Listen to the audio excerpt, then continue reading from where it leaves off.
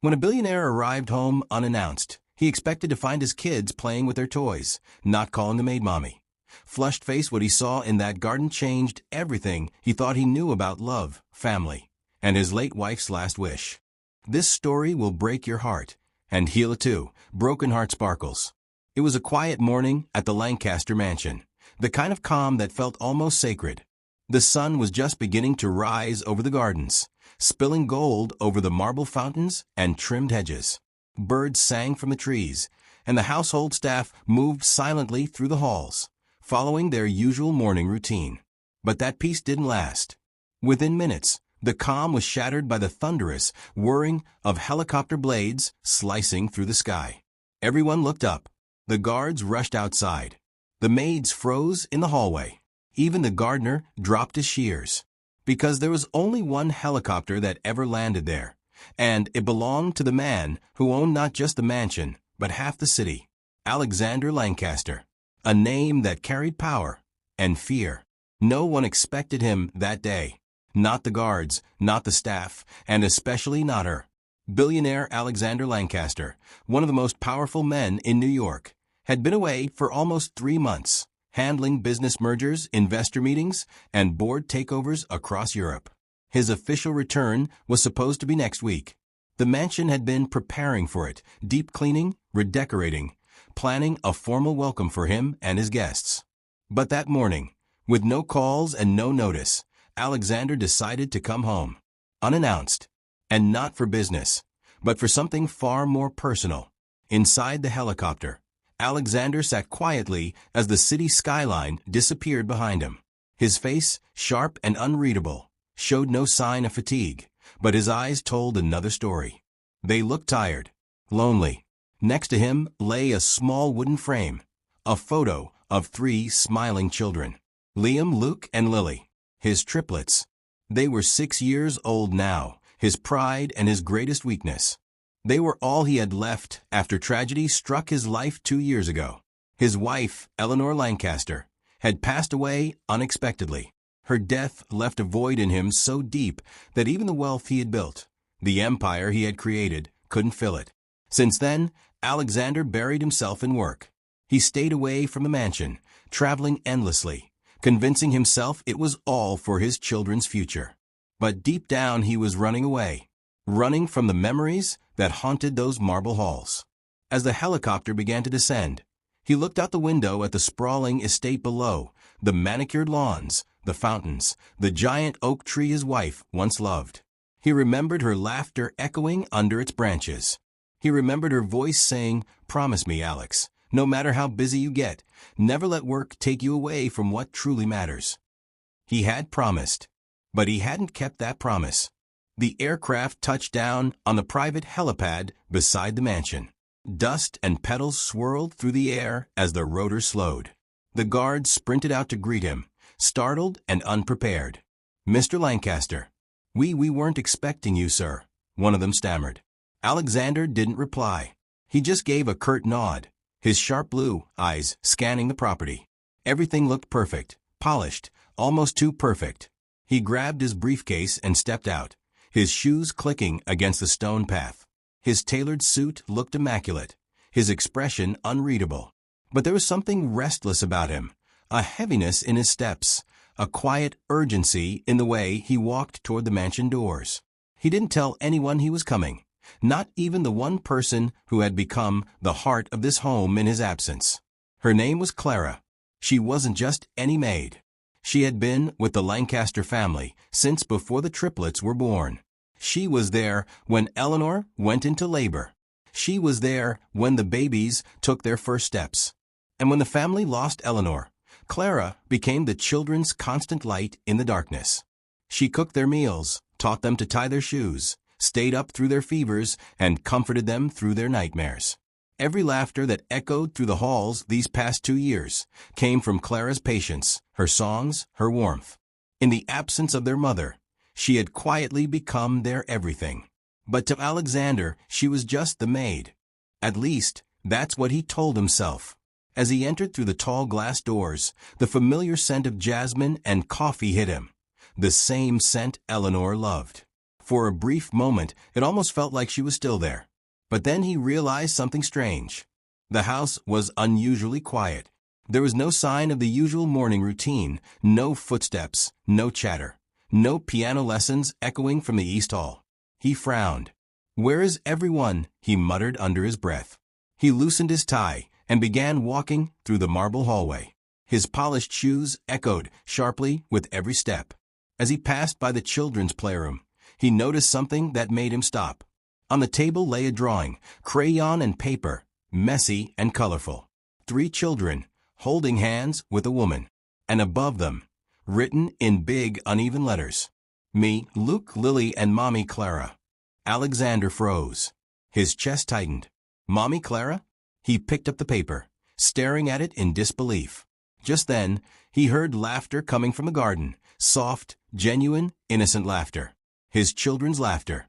He followed the sound quietly, moving through the corridor until he reached the glass doors leading to the backyard. And there, under the giant oak tree, was a sight that stopped him cold. Clara sat on the grass in a simple white dress, her hair tied loosely, a smear of paint on her cheek. Around her sat Liam, Luke, and Lily, his triplets, all covered in color and joy. Lily was painting something on a canvas, while Clara guided her tiny hands. Luke was chasing a butterfly with a jar, and Liam was pretending to be a pilot with a paper hat. They were laughing, alive, and full of light. And through it all, he heard them calling her something he never expected. "Mommy, look what I made." "Mommy Clara, come see mine." Alexander's briefcase slipped from his hand and hit the floor. The sound made everyone turn. The children gasped and ran to him, shouting, "Daddy." But Alexander didn't move. His eyes stayed locked on Clara, who had gone completely still, her face pale as snow. For a long moment, silence filled the garden. Only the wind rustled the leaves. Finally, Alexander spoke, his voice low and shaking with disbelief. "Mommy," he repeated, almost whispering. They call you Mommy?" Clara swallowed hard, her eyes glistening with fear. "Mr. Lancaster, it's not what it looks like." But it was too late. In that single moment, something inside Alexander cracked, a mix of shock, confusion, and an emotion he couldn't yet name. He had come home to surprise his family. But instead, he was the one surprised. And what he had just seen would change everything. As Alexander stepped through the grand entrance of his mansion, something immediately fell off. The house was too still. No echo of hurried footsteps, no clinking dishes from a kitchen, no chatter between maids. Only silence. The Lancaster mansion was never silent, not with 3 6-year-olds running around. Alexander frowned, his polished shoes clicking on the marble floor. He loosened his tie and looked around the hallway. Even the butler's desk was empty. "Where's everyone?" he muttered under his breath, his voice echoing faintly. He checked the living room, empty. The kitchen, spotless. The library, not a sound. And then, faintly, through the open glass doors at the end of the corridor, he heard something that made him pause. A sound so soft and pure that it made his stern expression fade for a moment. Laughter. Children's laughter. It floated in from the garden, bright, carefree, familiar. His children's laughter. Something in him stirred. He hadn't heard that kind of laughter in months. Not through phone calls, not in videos the nanny sent, never like this. He walked toward the sound, his step slow, almost hesitant. Each echo of his shoes mixed with that laughter, 2 worlds colliding. When he reached the open glass doors, the morning sunlight hit him, warm and golden. And that's when he saw it. The sight that made him stop dead in his tracks. Under the shade of the old oak tree, the same one where he and his late wife, Eleanor, used to sit every Sunday, was Clara. She sat cross-legged on the grass, barefoot, in a simple white dress. Her brown hair was loose and wavy, falling softly around her shoulders. A small flower, probably placed there by one of the children, was tucked behind her ear. She was laughing. Not the polite smile she wore when serving tea or answering orders, but a real, unguarded laugh. Around her sat the triplets, Liam, Luke, and Lily. Liam had streaks of blue paint on his cheeks. Luke was holding a jar, trying and failing to catch a butterfly. and little Lily sat in front of Clara, her tongue sticking out in concentration as she painted something on a canvas propped against a picnic basket. The grass around them was scattered with toys, brushes, cookies, and half-eaten strawberries. It looked nothing like the disciplined routine of a billionaire's household. It looked like a family. For a second, Alexander just stood there, frozen in the doorway. He couldn't breathe, couldn't move. His eyes locked on the woman and the children, their laughter, their closeness, the warmth that radiated from that little scene. Something deep in his chest twisted. And then he heard it. The word that shattered his composure. "Mommy, look." Lily giggled, holding up her painting proudly. "Mommy, I caught it." Luke shouted, chasing after a butterfly with his net. Liam laughed, falling back onto the grass. "Mommy, Clara, Daddy's never going to believe I painted this." The world seemed to stop. Alexander's briefcase slipped from his hand and hit the floor with a loud, echoing thud. The sound sliced through the laughter like a blade. Clara froze. The children turned, startled, their eyes lighting up. "Daddy," they shouted in unison, running toward him. They wrapped their small arms around his legs, jumping and talking all at once. "Daddy, look what we made." "Daddy, Mommy helped us paint." "Daddy, you came home early." But Alexander didn't move. His arms hung by his sides, his eyes fixed on Clara. His voice came out low, controlled, but trembling slightly. "Mommy," he repeated, almost whispering. "They call you Mommy." Clara slowly rose to her feet. The color drained from her face. Her hands trembled as she brushed grass from her dress. "Mr. Lancaster," she began softly, her voice barely audible. It's not what it looks like." He took a slow step forward, his expression unreadable. "Not what it looks like," he said, his tone quiet but cutting. "Because it looks like my children, my triplets, are calling their maid Mommy." Clara's eyes welled with tears. She clasped her hands together tightly. "Please, sir. I can explain." "Then do," he said sharply. "Explain this." She took a breath, her voice shaking. "When their mother passed away, they were so small," she said. "They didn't understand what happened. Every night they cried for her. Every morning they asked where she was. I told them she was in heaven, but they were too young to understand loss, sir." She glanced toward the children, who were now watching from a distance, sensing the tension. "So I stayed with them," Clara continued. "I told them stories, sang to them, tried to make them feel safe. I never told them to call me that. They started doing it themselves." Alexander's jaw clenched. "And you let them?" Her voice cracked. "How could I stop them? Every time I tried to correct them, they cried for hours. They said, 'But you're here and Mommy isn't.' What was I supposed to do, sir? Push them away?" Tears slipped down her cheeks now, but she didn't wipe them. "I swear to you," she whispered, "I never wanted to replace her. I was only trying to keep them from feeling empty." Alexander stood still, his chest rising and falling heavily. He wanted to be angry, to shout, to accuse, but something inside him stopped. He saw the truth in her eyes. The kind of love you can't fake. The kind of devotion he himself had failed to give for so long. He looked past her to the children again, their bright eyes, their laughter still hanging faintly in the air, their paintings scattered across the grass. He realized that this was the first time in years they'd looked this happy. And the reason was standing right in front of him. But pride is a powerful thing. Alexander's heart softened, but his voice didn't. "Get the children inside," he said coldly. Clara hesitated. "Sir." "Now," he repeated.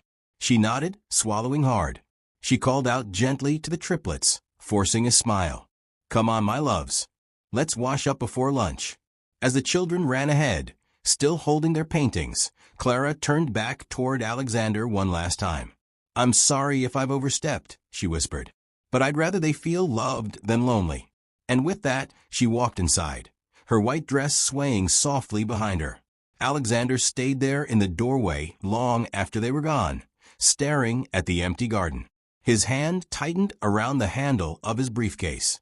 He didn't know what hurt more, the shock of hearing his children call another woman Mommy, or the painful truth that maybe, just maybe, they had every reason to. Alexander's mind was spinning.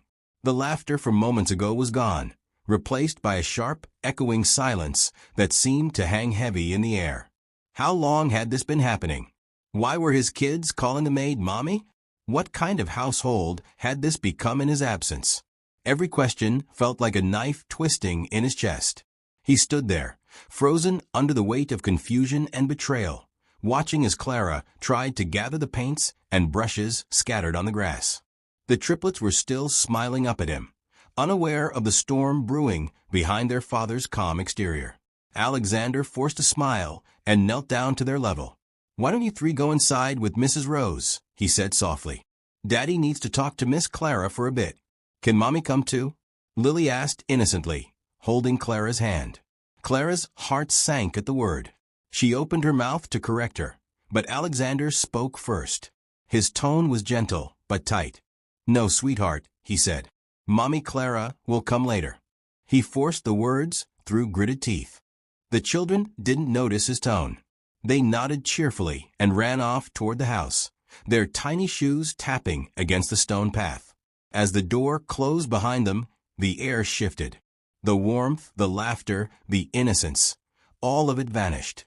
Only the sound of the wind in the trees remained. Alexander turned back to Clara, his jaw clenched, his eyes cold. "Explain," he demanded quietly but firmly. "Why are my children calling you that?" Clara froze. Her hands trembled as she held onto the small jar of paint. "Sir, she began, her voice weak. "They've been having nightmares. Missing their mother. I didn't mean to." Alexander's voice cut through her words like thunder. "You didn't mean to," he snapped, taking a step forward. "You took my wife's place in their hearts." The words came out louder than he intended. A few birds scattered from the nearby trees. Clara flinched. Tears instantly filled her eyes. "No, sir," she said, shaking her head. "I would never. I was only trying to comfort them. They started calling me that on their own. I never told them to." Alexander's expression hardened. "And you let them?" Clara looked down. "Because correcting them broke their hearts every time," she whispered. "They'd cry for hours. They'd say, 'But you're here and Mommy isn't.' So yes, I let them because it made them feel safe." For a moment, the world seemed to still. Alexander stared at her, really stared at her. The trembling hands, the tear-streaked cheeks, the fear in her eyes. But beneath all that, he saw something else. Love. Not romantic love. Not sympathy. But a quiet, selfless love. The kind only a mother figure could give. And that realization cut deeper than anything else. Because she was right. He hadn't been there when the triplets woke up crying for their mother. He hadn't been there when they learned to write their names or tie their shoes. He hadn't been there when Lily first said she missed Mommy so much it hurt. Clara had been there for all of it. He wanted to stay angry, wanted to hold on to his pride, his authority, his title as father and master of the house. But her words hit him harder than he expected. Still, pride is stubborn. Alexander folded his arms tightly, his voice low and icy again. "You crossed the line, Clara. You were supposed to care for them, not become their mother." Clara's breath hitched. "I know, sir. But what would you have me do? Let them cry alone every night? Pretend not to hear when Lily asked me to hold her, because she missed the smell of her mother's perfume? I couldn't, sir. I just couldn't." Her voice cracked completely now. "I only wanted to keep their hearts from breaking any more than they already had." Alexander turned away, running a hand through his hair, trying to calm the fire inside him. "You don't understand," he said through clenched teeth. "You can't just step into a role that isn't yours. Those children, they're mine." "I know they are," Clara said softly. "And they love you. They talk about you every day. Every time they hear a plane, they say, 'Daddy's coming home.' But they also need someone here. Someone who listens. Someone who stays." The words hit him like a blow. He swallowed hard, staring at the ground. "You think I don't care?" "I don't think that," Clara whispered. "I think you care too much, but from too far away." He turned sharply, his eyes flashing. Enough. The word was final. Cold. Clara took a shaky step back. "Sir, please." "Pack your things," he said, his tone flat now. "You're dismissed." Her lips parted in disbelief. For a second, She couldn't even breathe. Dismissed? She repeated softly. Sir, I'll make sure you're compensated for your service. You'll have enough to live comfortably for the rest of your life. But I can't allow this confusion to continue. Clara's heart cracked. Confusion, she whispered, tears falling freely now. Is that what this is to you? Because to me, they're not just children I look after. They're my life, sir. I've been there for every tear, every scrape, every nightmare. Her voice trembled as she spoke through tears. They don't see me as their maid anymore. They see me as someone who loves them. And I do. I love them more than I can explain. Alexander's jaw tightened. He couldn't look at her anymore. He turned his back to her, staring instead at the tree. The same oak tree where his wife once played with their kids. For a long, heavy silence, neither of them moved. Finally, Clara took a deep breath, wiped her tears, and whispered, If you really believe they'll be better without me, I'll go. Alexander said nothing. She picked up her basket, gathered the scattered brushes, and turned to leave. But before she stepped away, she looked back one last time. I never tried to take her place, sir, she said softly. But maybe God sent me to help fill the emptiness she left behind. And with that, she walked back toward the mansion, her white dress brushing against the grass, her figure growing smaller with each step. Alexander stood alone under the oak tree, the sunlight dimming behind him. He wanted to believe he was doing the right thing. But as the sound of the door closing echoed through the garden, an emptiness settled in his chest, heavier than before. He looked at the small painting Lily had left behind, still propped against the basket. It showed 4 stick figures, Liam, Luke, Lily, and Clara. And underneath, written in a child's shaky handwriting, were 4 words that tore through his heart. Our family is happy. That night, the Lancaster mansion didn't feel like a home anymore. It felt like an empty museum, full of expensive things, but completely lifeless. The laughter that once echoed through its halls had vanished. The triplets were quiet. Even the staff walked carefully, afraid to make a sound. In the grand dining hall, 3 untouched plates sat in front of 3 little chairs. Liam pushed his food away. Luke sat with his arms crossed. And little Lily, she cried softly, clutching Clara's favorite handkerchief. Daddy, she whispered through tears, when is Mommy Clara coming back? Alexander froze. He had no answer. He tried to comfort her, but she turned away, hugging her stuffed bunny instead. That broke something inside him. When the children finally went to bed, the mansion fell into a heavy silence. Alexander poured himself a glass of whiskey and went to his office, the one room where he could think, or at least pretend to. On the wall hung a large photo of his wife, Isabella Lancaster. Her eyes seemed to follow him, filled with warmth and grace. He stared at it for a long time.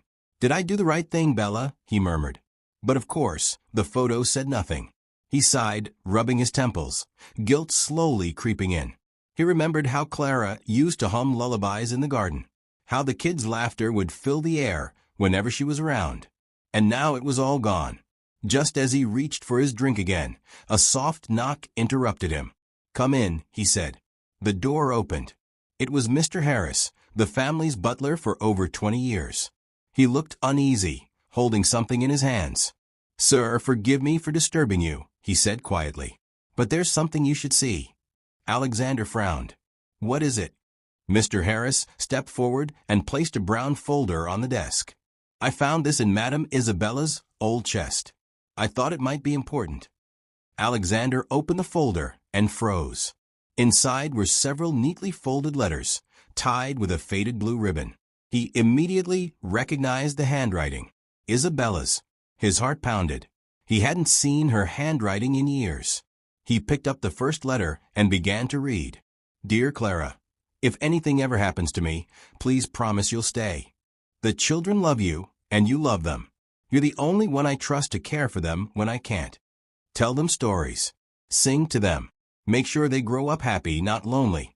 Alexander will be lost without me for a while, but he'll find his way. Just don't leave them.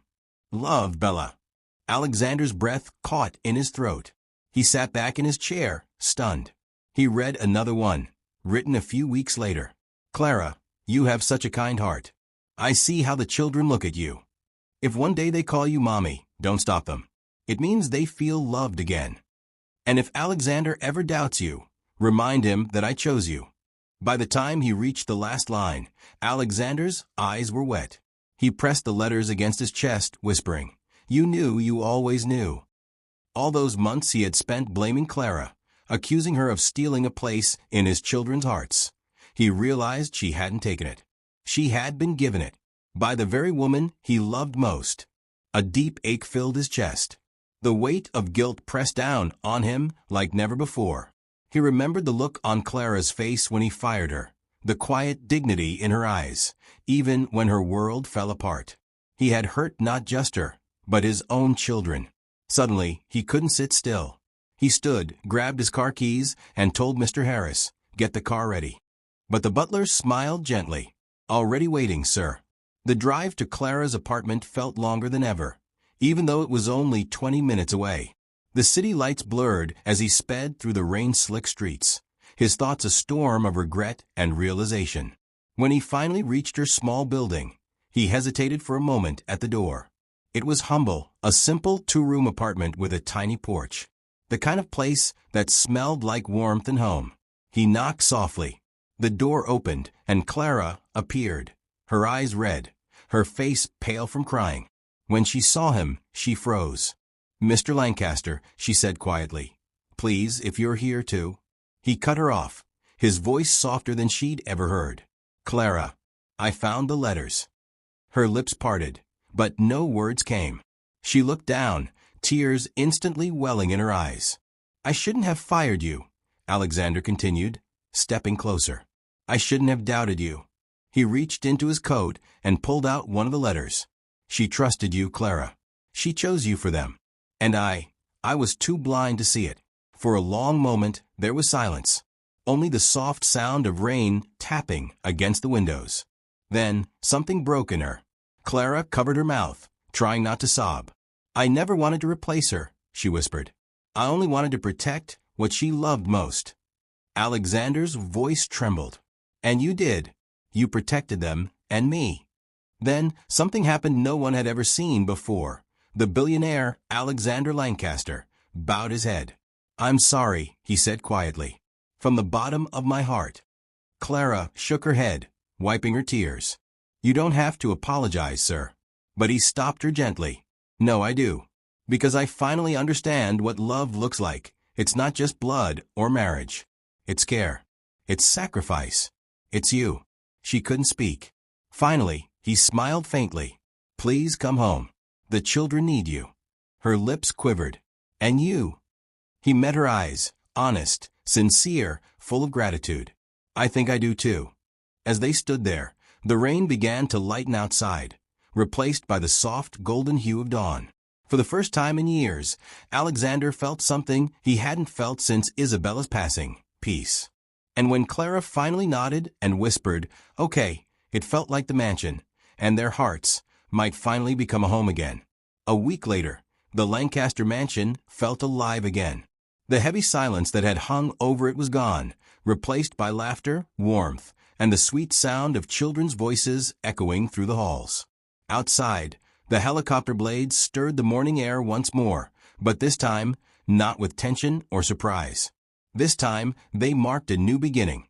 As the sleek black helicopter touched down on the mansion's helipad, the triplets waited impatiently by the steps, their faces glowing with excitement. Lily held a bouquet of daisies in her little hands, her eyes scanning the sky. And then she saw her, Clara, stepping out of the helicopter with her humble grace, the wind dancing through her hair. She was no longer dressed in her maid's uniform. Instead, she wore a soft lavender dress and a gentle smile that spoke of both nerves and hope. "Mommy Clara," Lily squealed, breaking free from the butler's hand and running as fast as her tiny legs could carry her. Clara barely had time to kneel before the little girl threw herself into her arms. Liam and Luke weren't far behind. They tackled her from both sides, their laughter ringing out like music. "Careful, you three." Clara laughed through happy tears, hugging them tightly, as if afraid to ever let go again. Her heart raced, not from fear this time, but from love. from belonging. From the steps of the mansion, Alexander Lancaster stood watching quietly. For the first time in years, the billionaire wasn't thinking about stock prices, meetings, or power. He was thinking about his family, the one he had almost lost. Mr. Harris, standing beside him, whispered with a small smile, "Welcome home, sir." But Alexander didn't reply. He just nodded, eyes still fixed on the scene in front of him. When Clara finally looked up, their eyes met. He gave a faint smile, a silent message that said more than words ever could. "You belong here." Inside, the staff greeted her warmly. Every maid, every gardener, every cook, they all knew the mansion hadn't been the same without her. "Welcome back, Miss Clara," one of the housekeepers said. But Alexander gently corrected her. "Not Miss Clara," he said softly. Mrs. Lancaster wanted her treated like family. From now on, that's exactly what she is. Clara blinked, touched beyond words. "Thank you, sir," she whispered. That day was full of laughter and noise. The children followed her everywhere, showing her the drawings they'd made, the garden they had watered all by themselves, and even a butterfly jar Lily had kept just in case Mommy Clara came back. At lunchtime, the dining table, once so painfully quiet, was full of chatter again. Luke was telling a dramatic story about a dragon. Leah was trying to show Clara a magic trick that didn't quite work, and Lily kept feeding her breadcrumbs, giggling every time she said Mommy. Alexander watched silently, his heart swelling with something he hadn't felt in a long time: peace. He realized that in chasing success, he had almost lost the one thing that mattered most: love. That evening, as the sun dipped low behind the hills, they all gathered in the garden, beneath the same old oak tree where everything had changed. It stood tall and wise, its branches stretching wide, as if guarding the family beneath it. Clara sat on the blanket with the triplets beside her, a small guitar resting on her lap.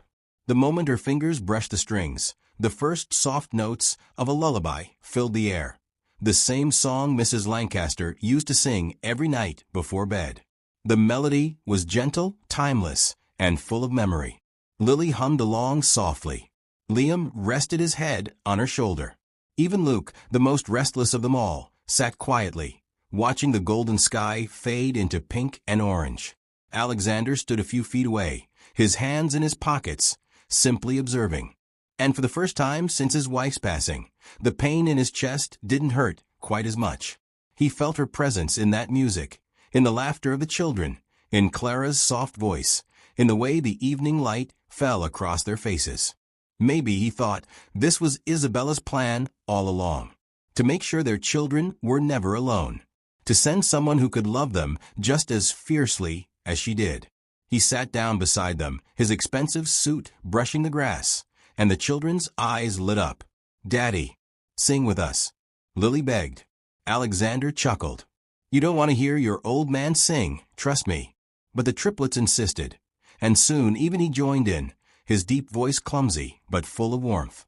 Clara smiled, watching the family she had fought to protect finally come together again. When the song ended, the children lay back on the grass, pointing at the stars beginning to peek through the twilight sky. "That one's Mommy's star," Lily whispered. "She's watching us." Alexander looked up too, and for a moment he could almost feel Isabella smiling down at them. He turned to Clara and said softly, "Maybe this is what my wife wanted all along." Clara didn't answer, but her eyes said everything. Hours later, when the children were asleep, Alexander and Clara stayed outside beneath the oak tree. The night was cool, the sky endless. "Clara," he said quietly, "I never got to ask, why did you stay all those years, even when things were hard?" She looked up at the stars. "Because love isn't about blood or titles, sir. It's about being there when someone needs you most. Your wife understood that. And now so do you." He nodded slowly. "I do." For a long time, they sat in silence, just listening to the gentle rustle of leaves and the faint laughter of the children drifting from inside the mansion. In that stillness, something sacred settled between them. Not romance, not duty, but family. From that day forward, Clara was no longer just the maid. She was family, heart, home, and love all in one. Every morning began with laughter. Every night ended with stories. The mansion that had once felt like